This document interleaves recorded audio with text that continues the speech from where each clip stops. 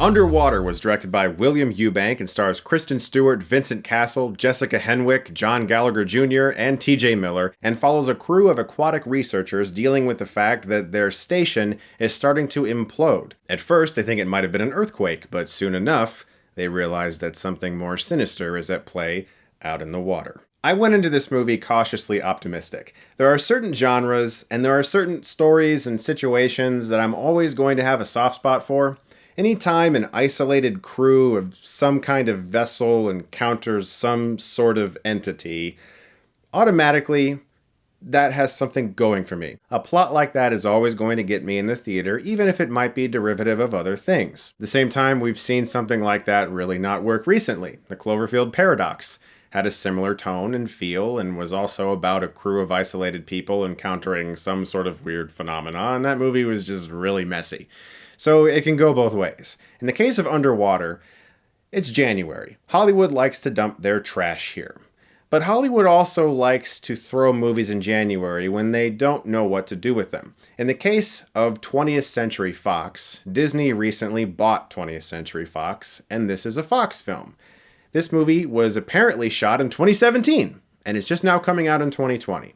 And I get the feeling that Disney doesn't give a fucking shit about this movie, and they're just kind of pooping it out into theaters for all of us. Because this movie is way better than most January movies. In fact, I really enjoyed this movie. I was very surprised. Now, this is by no means a masterpiece, and there's many issues I have with it. But when you walk into a movie the second week of January and it's a horror film or a sci-fi, and mostly in this case no less, you expect, I don't really know. You expect The Grudge 2020, which I just sat through somehow. But as stated, this movie is directed by William Ewbank, who last made The Signal, and he definitely has a vision, just from the opening shot of the movie descending deep and deep and deep down into the caverns of the bottommost depths of the ocean. I was sort of on board, but then when he pans across this empty hallway, I was getting Ridley Scott vibes for a minute, but then the scene continues and we focus on Kristen Stewart, and I was like, wait a second, is this actually going to be not terrible? And then 20 minutes in the movie, I was having a blast with it. And then 40 minutes into the movie, I was still having a blast with it. And I'm like, okay, so I guess this is actually a good movie. Well, what the fuck? This is weird. And I like it.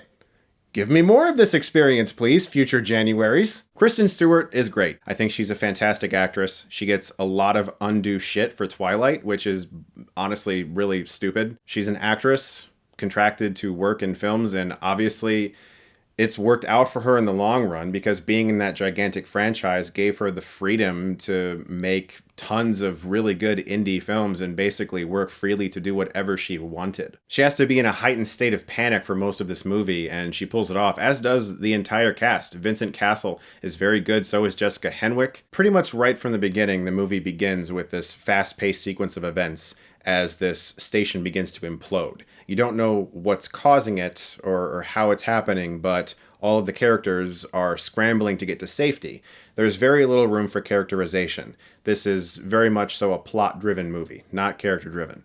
In fact, it's more plot-driven than I would really appreciate, because even in movies that are mostly plot-based, they still try to give characters little ounces of things here and there, and they don't that much in this movie. There are moments where characters have some downtime to talk while they're trying to do something that the plot is, really propelling them to do, and they have a moment to talk about their lives and what's on their mind.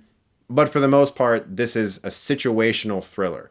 We have characters that are thrown into something horrible and they have to figure out how to solve a problem. Then another problem comes along that they have to solve, and then another one. I wish there was a lot more characterization to be done, because I feel like if these characters were stronger, I would be recommending this movie a lot more than I am. I think it's a fun enough thriller, and it's a solid, watchable sci-fi thriller, but it could have been a lot better if they had given more attention to these characters. And it can't be escaped that this movie feels like a lot of other films. There's tons of movies where characters encounter an abandoned boat, or people in space have a creature. Obviously, Alien's a big one.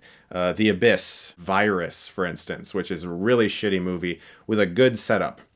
Virus has a great setup, and I've always hated how it just plummets into such shit once you find out what's going on. But This movie feels like it nails the setup and it is perfectly fine at delivering thrill after thrill for the rest of the movie. Despite the lack of characterization and familiarity with other plots, this is a lot better than most January movies.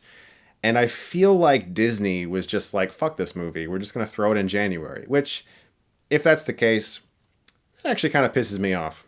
Because although it is very similar to other films, this is not a superhero movie. It's not like a comic book movie. It's not a sequel or based off of some other material. Sure, characters in the movie reference the obvious inspirations like 20,000 Leagues Under the Sea, but at its core, it's not a franchise movie. And I just feel like Disney was like, whatever, and they just dumped it. Pisses me off. I feel like this movie has the potential to gain a following at some point, although it is by no means a classic. Please do not twist my words. This is a fairly cliche, routine thriller, but it does everything that it's supposed to do very well, surprisingly. And I think it's a lot better than most people gave it credit for. I'm going to give Underwater a B. If you can catch it on a weekend matinee, or if your theater still does like a $5 day, that might be cool. Or if it's on Netflix or Prime one day, definitely check it out. It's way better than most movies that are coming out right now, trust me. Tomorrow I'm going to go see Like a Boss. And I'm doing my best to not do that thing where you judge a book by its cover. So, guys, thank you so much as always for watching. Look forward to more reviews very soon. And if you like this, you can click right here and get Stuckmanized.